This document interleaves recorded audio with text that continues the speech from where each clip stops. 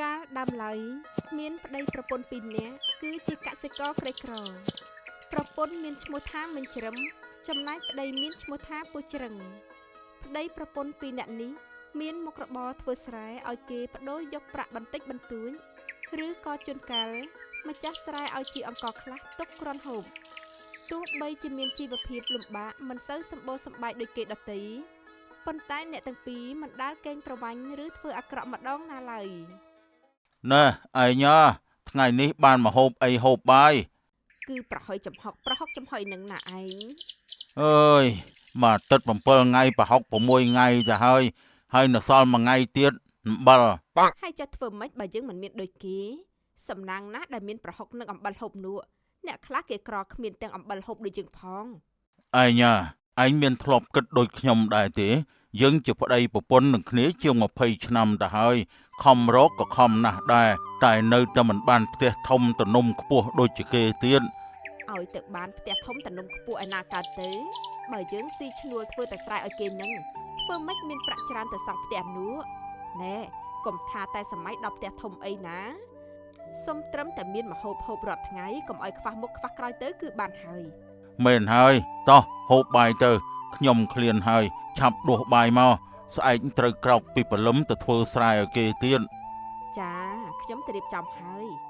លុះពេលព្រលឹមឡើង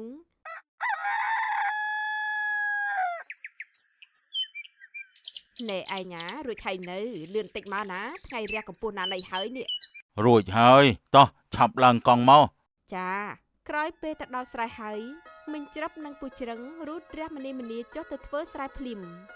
ព្រោះតែភាពឧស្សាហ៍ព្យាយាមរបស់អ្នកទាំងពីរធ្វើឲ្យម្ចាស់ស្រែពេញចិន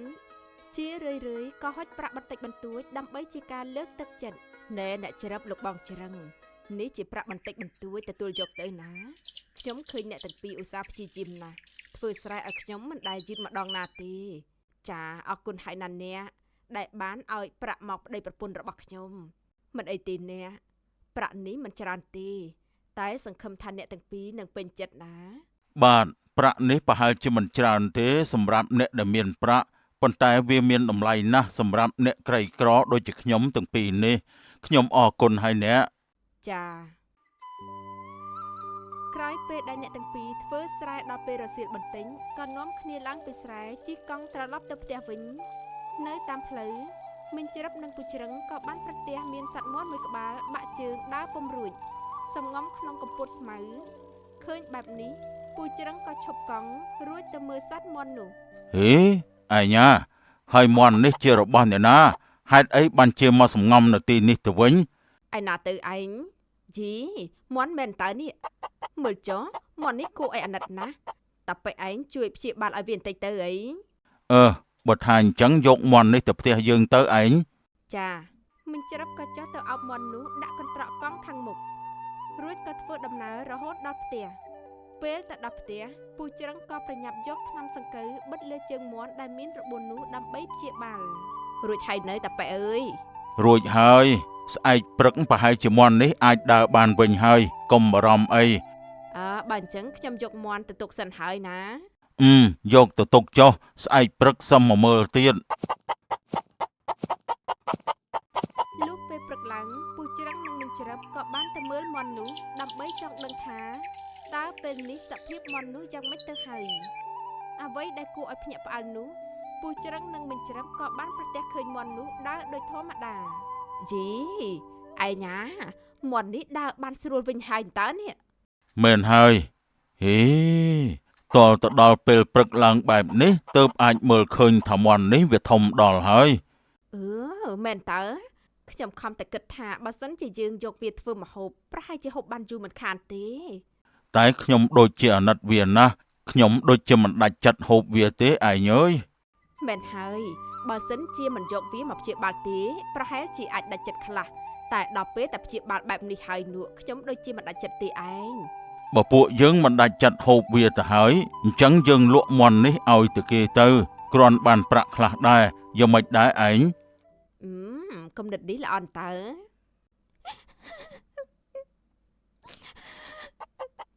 សូមអ្នកទាំងពីរកុំលក់ខ្ញុំឲ្យតែគេធ្វើអីខ្ញុំមិនចង់ទៅណាទៀតទេសូមអ្នកទាំងពីរឲ្យខ្ញុំ មិនច្រាប់នឹងពុច្រឹងគ្រាន់តែលឺមន់នេះចេះនិយាយក៏ភ្ញាក់ផ្អើលជាខ្លាំងរួចមិនច្រាប់ក៏បានតបទៅវិញថាយីមន់នេះចេះនិយាយហីហើយតាប៉ែឯងមើលចុះនេះមិនត្រឹមតែចេះនិយាយទេថែមទាំងហូរទឹកភ្នែកទៀតផងមែនតើណែមន់តើឯងជាសត្វមន់ដែលចេះនិយាយមែនទេមែនហើយខ្ញុំអាចស្ដាប់និងចេះនិយាយភាសាមនុស្សបានទាំងអស់ហ្នឹងអូយពិតជាចម្លែកណាស់ខ្ញុំនេះចិត្តស្លាប់ទៅវិញហើយមិនដែលឃើញទេឬមួយក៏មន់នេះមានព្រាយបិសាចចូលក្នុងខ្លួនទេដឹងតាប៉ែអើយយេបើបែបនេះមែនកុំទុកមន់នេះអីយកវាទៅប្រឡែងចោលទៅអត់ទេពូមីងខ្ញុំមិនមែនជាបិសាចចូលឯណាខ្ញុំគឺជាមន់ទេពសូមមីងនិងពូកុំយកខ្ញុំទៅឲ្យអ្នកដទៃធ្វើអីបើពូមីងចិញ្ចឹមខ្ញុំនឹងក្រាបពងមាសឲ្យអ្នកទាំងពីរមួយថ្ងៃមួយគ្រាប់ចុះអូយតើពិតមែនឬអត់នេះពិតណាស់ចុះរឿងរ៉ាវវាយ៉ាងណាទៅហេតុអីបានជាសត្វមន់ចេះនិយាយបែបនេះរឿងនេះវែងឆ្ងាយណាស់ខ្ញុំមិនអាចរៀបរាប់អស់នៅពេលនេះទេតែសូមអ្នកទាំងពីរចិញ្ចឹមខ្ញុំទៅគឺបានហើយខ្ញុំសន្យាថានឹងធ្វើឲ្យអ្នកទាំងពីរខ្លាចជាអ្នកមានជាមិនខានឡើយយើងជឿតាមឯងទៅចុះអញ្ចឹងក្រោយនិយាយគ្នារួចមិនច្រាប់ក៏រៀបចំសម្បុកយ៉ាងស្អាតនៅក្នុងផ្ទះចិត្តក្រែសម្រានដើម្បីការពារកុំឲ្យមានអ្នកណាម្នាក់ចូលមកលួចមន់នោះមន់ទេពយើងបានរៀបចំកន្លែងឲ្យហើយដូច្នេះឯងដេកនៅទីនេះហើយណាស្អែកនេះយើងនឹងមកបើកមើលថាតើឯងនេះពិតជាក្រាបពងបានមាសមែនឬអត់អ្វីដែលគួរឲ្យភ្ញាក់ផ្អើលនោះទាំងពូច្រឹងនិងមិនច្រឹមពិតជាបានឃើញពងមន់មាសនោះពិតមែនអ្នកទាំងពីរពិតជាសប្បាយចិត្តណាស់និងជឿថាមន់នេះពិតជាមន់ទេពនាំសំណាងពិតមែនអូហូយណែតាប៉ែអើយពិតជាពងមន់មាសពិតមែនខ្ញុំមិនយល់សពទេអីមែនទេអើយឲ្យម្នេះមើលឯងខ្ញុំសុំខំបន្តិចអូមាសមែនតើពិតជាមាសមែនខ្ញុំប្រាប់អ្នកទាំងពីរហើយតាអ្វីដែលខ្ញុំនិយាយគឺមិនកុហកនោះទេមន់ទេពខ្ញុំសប្បាយចិត្តណាស់ពេលនេះខ្ញុំជឿហើយថាអ្វីដែលមន់ទេពនិយាយគឺមិនកុហកនោះទេចាប់ពីពេលនេះទេពូនឹងមីងអាចយកពងមន់មាសរបស់ខ្ញុំនេះដើម្បីទៅធ្វើអ្វីដែលពូនឹងមីងចង់ធ្វើទៅចុះតែមិនត្រូវយកមាននេះទៅធ្វើរឿងផ្ដេសផ្ដាស់ប្រចាក់ពីអំពើសុចរិតជាដុតឋានបើពុំនោះទេនឹងនាំទោសថែមទាំងរលាយទ្រព្យប្រែជាសភាពដើមវិញជាមិនខានឡើយបាទខ្ញុំទាំងពីរនាក់នឹងមិនធ្វើរឿងអាក្រក់នោះទេចាប់តាំងពីពេលនោះមកមិញច្រាប់និងពុច្រឹងមិនបានទៅធ្វើស្រែឲ្យគេទៀតទេអ្នកទាំងពីរបានយកពងមន់មាននោះទៅបដូរយកប្រាក់ដើម្បីមករកស៊ីពីមួយថ្ងៃទៅមួយថ្ងៃកាន់តែធ្វើឲ្យមិញច្រាប់និងពុច្រឹងមានឡើងអាចសង់ផ្ទះមួយខ្នងបានយ៉ាងធំស្កឹមស្កៃថែមទៀតផងណែតាប៉ែពេលនេះអ្វីដែលខ្ញុំស្រមៃចង់បានខ្លាចជាការពិតមែនខ្ញុំនេះណាមិននឹកស្មានសោះថាយើងអាចមានថ្ងៃនេះនឹងគេដែរនេះព្រោះតែបានគុណបុណ្យរបស់មន់ទេពនោះហើយទើបធ្វើឲ្យយើងមានបានដោយសពថ្ងៃនេះមិនមែនមកពីខ្ញុំទាំងស្រុងនោះទេ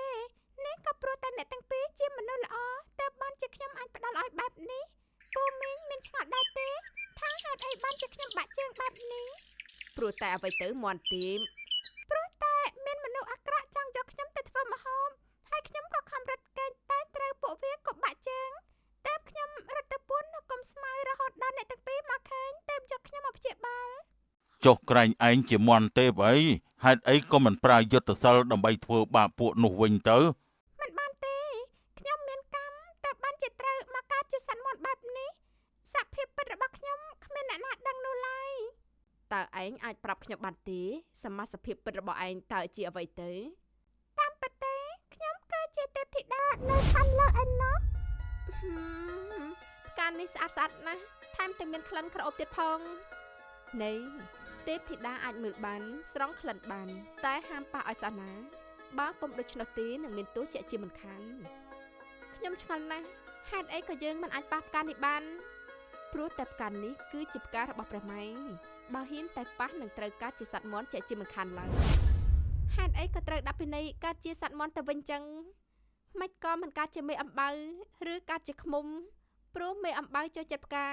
ចំណែកឃ្មុំជាសត្វក្រេបលំអងផ្កានោះអីខ្ញុំបានឮមកថាដោយសារតែប្រម៉ែទ្រង់មិនសពប្រតិយជាមួយនឹងសត្វមន់ព្រោះតែធ្លាប់មានមន់ទេពមកបំផ្លាញសួនផ្កានេះទើបបានជាប្រម៉ែដាក់ទោសដាច់ខានបើសិនជាមានទេពធីតាឬទេវតាអង្គណាហ៊ានកាច់ផ្កាឬក៏ប៉ះពាល់ផ្ការបស់ទ្រង់ ទ្រង់នឹងដាក់ទោសឲ្យខ្លាចជាសត្វមាន់មិនខាននោះឡើយតាពិតជាបែបនេះមែនទេទេពធីតា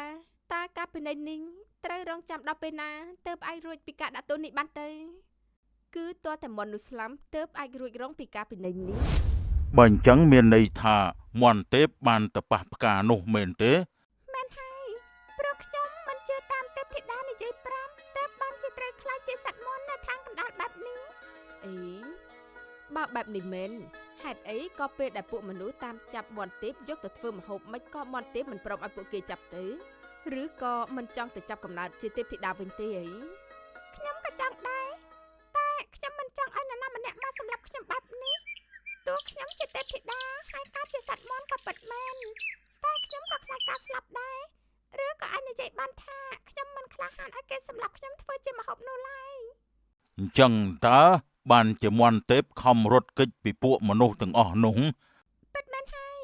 ខ្ញុំដឹងថាខ្ញុំក៏មិនអាចមានជីវិតអមតៈនោះដែរតែខ្ញុំក៏ត្រូវរក្សាជីវិតខ្លួនឯងមនុស្សនិងសត្វសុទ្ធតែស្រឡាញ់ជីវិតរបស់ខ្លួនឯងទាំងអស់ហ្នឹងបើដល់ពេលដែលខ្ញុំមិនអាចរត់គេចពីមរណៈបានពេលណាចាំគិតទៀតចុះហើយស្ដាប់រឿងរ៉ាវរបស់ទេពធីតាមាន់ហើយធ្វើឲ្យខ្ញុំនេះពិតជាអាណិតមាន់ទេពណាមែនហើយខ្ញុំពិតជាអាណិតទេពធីតាមាន់ពិតមែនខ្ញុំមិនអីទេគិតតែពីអ្នកទាំងពីរវិញទេពេលដែលបានពងមាន់របស់ខ្ញុំហើយនោះត្រូវខំប្រឹងយកទៅធ្វើរឿងដែលមានប្រយោជន៍ឲ្យបានច្រើនក្រៅពីខំដើម្បីជីវភាពខ្លួនឯងហើយកុំភ្លេចជួយដល់អ្នកស្រុកផងអាចយកទៅអភិវឌ្ឍស្រុកភូមិឲ្យរីកចម្រើននៅពូនឹងមេងរត់តែជួបសេចក្តីសុខរហូតតទៅចាខ្ញុំនឹងចងចាំនឹងធ្វើតាមទេពធីតាមាន់គ្រប់យ៉ាងមិញច្រឹបនិងពូច្រឹងក្រោយពីបានស្ដាប់ប្រវត្តិរបស់មាន់ទេពហើយមានក្តីអាណិតអាសូរជាខ្លាំងប៉ុន្តែអ្នកទាំងពីរក៏មិនអាចជួយអ្វីបានក្រៅតែពីខំធ្វើអំពើល្អនិងខំប្រឹងរកស៊ីតែប៉ុណ្ណោះដោយសារតែការខិតខំប្រឹងប្រែងរបស់អ្នកទាំងពីរទើបធ្វើឲ្យគ្រប់គ្នាដែលនៅក្នុងភូមិមានការងឿងឆ្ងល់ថាតើមិញច្រឹបនិងពូច្រឹងរកស៊ីអ្វីបានជាមានលឿនម្លេះណែពួកអាដែងឯងមានដឹងទេថាហេតុអីបានជាមិញច្រាប់និងពូច្រឹងនោះមានលឿនបែបនេះពីមុនអ្នកណាក៏គេដឹងដែរថាគាត់ទាំងពីរអ្នកនឹងក្រជាងគេនោះរឿងនេះខ្ញុំដឹងដែរលបងតែបើលបងចង់ដឹងចាំពួកខ្ញុំទៅស៊ើបមើលឲ្យលបងល្អពីអ្នកឯងជួយទៅស៊ើបមើលឲ្យយើងបន្តិចទៅដឹងការយ៉ាងណានោះចាំមកប្រាប់យើងវិញណាឮទេបាទលបងកូនចៅចៅទាំងពីរនាក់ក៏ប្រញាប់ទៅស៊ើបការនៅផ្ទះរបស់មិញច្រឹបនិងពូច្រឹងភ្លាម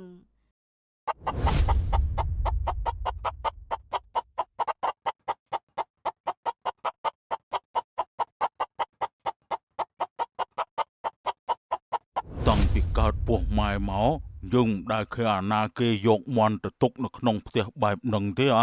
តិចលោពួកគាត់យកមាន់នេះមកធ្វើជាកូនតែដឹងព្រោះពួកគាត់អត់មានកូនផងហ្នឹងបើអត់កូនគួរតែយកកូនមនុស្សមកចិញ្ចឹមមិនក៏យកមាន់មកចិញ្ចឹមទៅវិញភ្លាមនោះកូនចៅចៅទាំងពីរក៏បានឮមិញច្រឹបនិងពូច្រឹងនិយាយគ្នាជាមួយនឹងមាន់ទេពនេះជាអាហាររបស់មាន់ទេពមានអង្ករនិងទឹកមាន់ទេពហូបចុះណាហូបឲ្យច្រើនទៅណាមាន់ទេពបើមិនឆ្អែតទេអាចប្រាប់ខ្ញុំបានព្រោះមាន់ទេពខំប្រឹងក្រាបពងមាសរាល់ថ្ងៃអាចនឹងខ្សោយកម្លាំងខ្ញុំអរគុណហើយអាហារប៉ុណ្ណឹងខ្ញុំអាចហូបឆ្អែតហើយរឿងក្រាបពងមាន់មាននោះមិនថ្មីទេខ្ញុំអាចមានកម្លាំងក្រាបពងឲ្យពូនឹងមីងបានកុំបារម្ភអីណាកូនចៅចៅទាំងពីរនៅពេលដែលបានឮមាន់ទេពនិយាយជាមួយនឹងមិញច្រឹបនិងពូច្រឹងជាពិសេសបានឮថាមាន់នោះក្រាបពងមានមាសទៀតនោះធ្វើឲ្យអ្នកទាំងពីរភ្ញាក់ផ្អើលជាខ្លាំងណែឯងមានឃើញដូចជាយើងដែរទេសត្វមាន់ចេះនិយាយថែមទាំងអាចក្រាបពងមាន់មាសបានថែមទៀតហើយក៏មិនឃើញហើយស្ដាប់ឮពេញតិចថែមទៀតផងពិតជាចម្លែកណាស់ហេតុអីបានជាមាន់នេះចេះនិយាយភាសាមនុស្សទៅកើតហើយអាចក្រាបពងមាន់មាសទៀត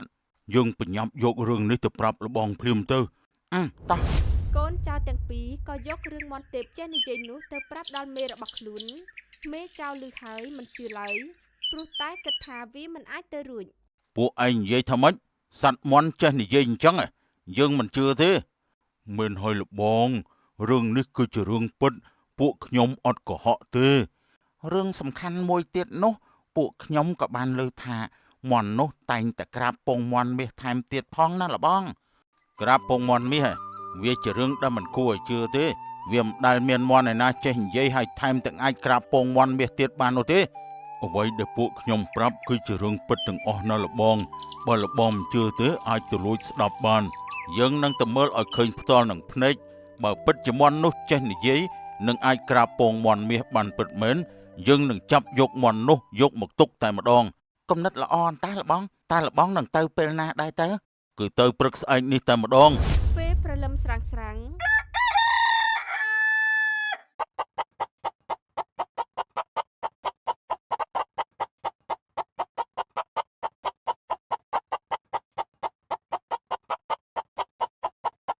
នេះឲ្យលបងមើលចុះតើមាននរណាទៅដែលយកមន់មកចិញ្ចឹមទុកនៅក្នុងផ្ទះបែបនេះនោះមែនហើយវើយទេពធីតាមន់នេះជាអង្គនឹងទឹកហូបឲ្យច្រើនទៅណាខ្ញុំអរគុណមិញហើយមែនហើយព្រឹកនេះខ្ញុំក្រាបពងបានមួយទៀតហើយមិញនឹងពូចូលទៅយកចុះបាទអរគុណណាស់ពូច្រឹងក៏បានលើកទេពធីតាមន់ឡើងដើម្បីយកពងមាននោះមេចៅបានឃើញច្បាស់នឹងភ្នែកថាមន់ទេពពិតជាអាចក្រាបពងបានពងមន់មាសពិតប្រកបមែនពងមន់មាសមែនតើអញ្ចឹងតើបានជាមិញច្រាប់នឹងពូច្រឹងខ្លាយជាអ្នកមានបានលឿនយ៉ាងនេះចុះឥឡូវនេះតើយើងគិតធ្វើយ៉ាងម៉េចទៅលបង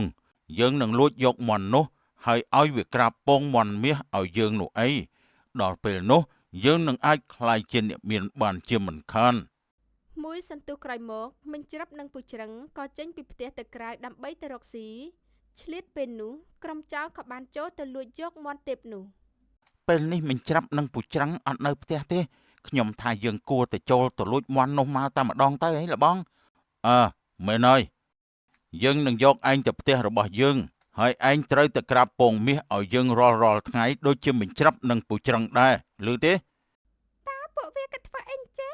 ពួកអមនុស្សអាក្រក់យើងដាច់ខាតមិនក្រាបពងឲ្យពួកឯងឡើយណែពួកឯងឆាប់ចាប់មន់នេះភ្លាមទៅបាទលបងពេលនេះមន់ទេពបានមកដល់ផ្ទះយើងហើយពួកឯងត្រូវឲ្យអង្គនឹងទឹកឲ្យវាស៊ីឲ្យឆ្អែតទៅដើម្បីឲ្យវាមានកម្លាំងក្រាបពងមាសឲ្យយើងឮទេបាទលបងកូនចៅទាំងពីរបានយកអង្គនឹងទឹកមកដាក់ឲ្យមន់ស៊ីតែមន់ទេពហាក់មិនខ្វល់នឹងអ្វីទាំងអស់ព្រោះដឹងថាពួកក្រុមចៅនោះមានគំនិតមិនល្អ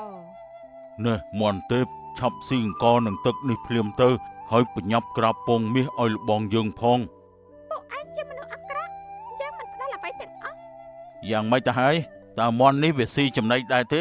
មន់នេះមិនព្រមស៊ីចំណីសោះលបងបើវាមិនស៊ីក៏ហីទៅចុះឲ្យទៅវាក្រាបពងមាសឲ្យយើងទៅបានហើយស្អែកព្រឹកយើងនឹងមកមើលម្ដងទៀតហាតាប៉ែតើទេពធីតាមន់របស់យើងទៅណាបាត់ហើយមែនហើយបាត់មន់ទេពទៅបាត់ហើយតើនរណាមកលួចយកមន់ទេពទៅឯងខ្ញុំបារម្ភណាស់ខ្លាចតែមានអ្នកណាចិត្តអាក្រក់មកចាប់មន់ទេពរបស់យើងទៅធ្វើបាបទេតើឲ្យយើងទៅរកនៅឯណាទៅឯងបើមន់ទេពជួបគ្រោះថ្នាក់មែននោះខ្ញុំនឹងមិនលើកលែងឲ្យខ្លួនឯងចេះដាច់ខាតកុំតន់គិតច្រើនអីចាំមើលយប់នេះសិនទៅក្រែងលោមន់ទេពធុញទ្រាន់ដែលនៅតែក្នុងផ្ទះហើយចង់ចេញទៅក្រៅក៏អាចថាបានដែរសូមឲ្យបែបនេះទៅចុះលោកអើយមិញច្រាប់នឹងពូច្រឹងមានក្តីបារម្ភចំពោះមន់ទេពជាពន់ពេកចំណែកឯក្រុមចៅឯនេះវិញក្រោកឡើងពីព្រលឹមក៏ខំរូតរះម្នីម្នាដើរសំដៅទៅកាន់សម្បុកមន់ដើម្បីចង់មើលក្នុងសម្បុកតើមានក្រាបពងមាសដែរឬអត់យើងមកដល់ហើយមន់ទេពតែយប់មិញនេះឯងមានបានក្រាបពងមាសឲ្យយើងដែរទេលបងមន់នេះមិនព្រមឆ្លើយនឹងយើងទេលបងចាំខ្ញុំទៅលើកមន់នោះមើលក្រែងលោកឃើញមានពងមាសបើថាអញ្ចឹងឯងឆាប់ទៅមើលមើលកូនចៅក៏ទៅចាប់លើកមន់នោះរួចមើលក្នុងសម្បុកពុំឃើញមានពងមន់មាសឡើយអត់មានឃើញអីទេលបងថាម៉េចអត់មានឃើញអីទេហេតុអីបានជាមន់នេះមិនព្រមក្រាបពងមាសឲ្យយើងដូច្នេះឯងឆាប់យកមកឲ្យយើងមើលបន្តិចទៅមើលនេះលបងមេចៅនោះខំប្រឹងពិនិត្យមើលមន់ទេពក្រែងលោរកកលចង់ពងតែអ្វីដែលទទួលបាននោះគឺមន់ទេពបែរជាបន្ទោបងដាក់មុខចៅនោះទៅវិញយីមន់ចង្រៃយើងឲ្យឯងក្រាបពងមាសឲ្យយើងមិនមែនឲ្យឯងមកជុះអាចដាក់មុខយើងបែបនេះទេលបងស្អុយទេលបងមិនស្អុយទេឯងចង់យកទៅបៀកមុខឯងដែរទេអានេះចេះសួរអញ្ចឹងទៀតណែលបងកសែង ខ្ញុំមើលតមន់នេះមិនព្រមក្រាបពងឲ្យយើងទេលបងអើយបើវាមិនក្រាបពងឲ្យយើងទេយកវាទៅស្ងោរទៅវើយពួកឯងចិត្តអាក្រក់ពួកឯងនេះអាក្រក់ណាស់យើងនឹងមិនក្រាបពងឲ្យពួកឯងចិត្តដាច់ខាតព្រមនិយាយឲ្យមែនទេនាងមន់ទេពពួកឯងនេះសុទ្ធតែជាពួកអាក្រក់បើទោះបីជាយើងស្លាប់ក៏ពួកយើងមិនឲ្យពួកឯងសំបំណងឡើយបើអញ្ចឹងនាងចង់ចូលក្នុងឆ្នាំងសម្លឲ្យមែនទេបើសិនជាចូលក្នុងឆ្នាំងសម្លរបស់ពួកឯងមែននោះយើងនឹងធ្វើឲ្យពួកឯងពលស្លាប់ដូចជាយើងដែរនាងមន់ទេពនាងឯងលបងចិត្តតិចលបងចិត្តតិចមិនចិត្តតិចទេវើយឯងយកមន់នេះទៅសម្លាប់ចោលទៅហើយយកទៅបោះចូលក្នុងផ្ទះមិញច្រាប់និងពុច្រឹងវិញទៅបើយើងមិនបានពងមាសទេក៏មិនបាច់ឲ្យអ្នកណាបានទាំងអស់អាចចៅចិត្តខ្មៅកម្មនឹងតាមស្នងឯងវិញជាមិនខានឡើយឯងចាំមើលចុះកូនចៅទាំងពីរនាក់ធ្វើតាមមេរបស់ខ្លួនដោយយកមន់ទេពទៅសម្លាប់រួចយកទៅបោះចោលក្នុងផ្ទះរបស់មិញច្រាប់និងពុច្រឹងវិញទីបំផុតមន់នេះវាងាប់ហើយយើងបញ្ញាប់យកវាទៅបោះចូលក្នុងផ្ទះមិញច្រាប់និងពុច្រឹងតែម្ដងទៅមែនហើយតោះចំណែកឯមិញច្រាប់និងពុច្រឹងឯនេះវិញនៅមិនសុខសោះឡើយព្រោះមិនឃើញមន់ទេពត្រឡប់មកវិញរីឯកូនចៅទាំងពីរក្រោយសម្លាប់មន់ទេពនោះហើយក៏លួចយកមន់ទេពនោះបោះចូលទៅក្នុងផ្ទះរបស់មិញច្រាប់និងពុច្រឹង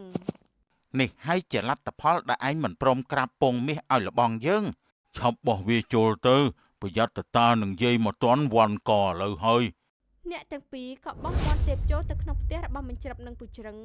រួចត្រឡប់មកកាន់ផ្ទះរបស់មេចៅវិញរីឯមិញច្រាប់និងពុច្រឹងក្រោយឃើញមន់ទេពដេកដោកលែងដឹងខ្លួននៅក្នុងផ្ទះហាក់រន្ធត់ចិត្តជាខ្លាំងឯញ៉ានេះគឺមន់ទេពតើមែនហើយគឺមន់ទេពមែនតើមិញច្រឹមក៏រត់ទៅត្រកងមន់ទេពឡើងរួចយំយ៉ាងខ្លាំង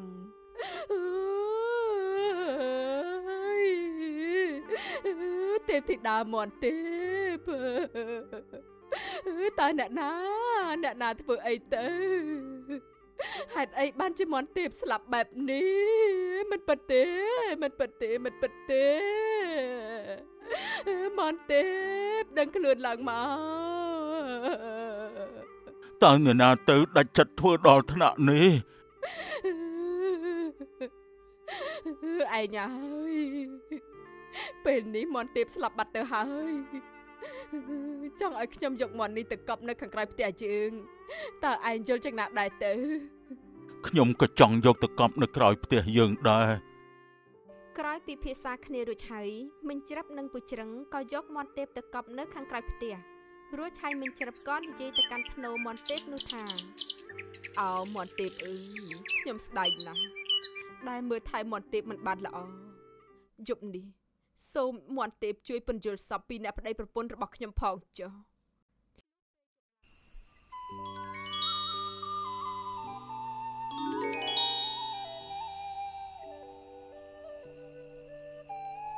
ពូ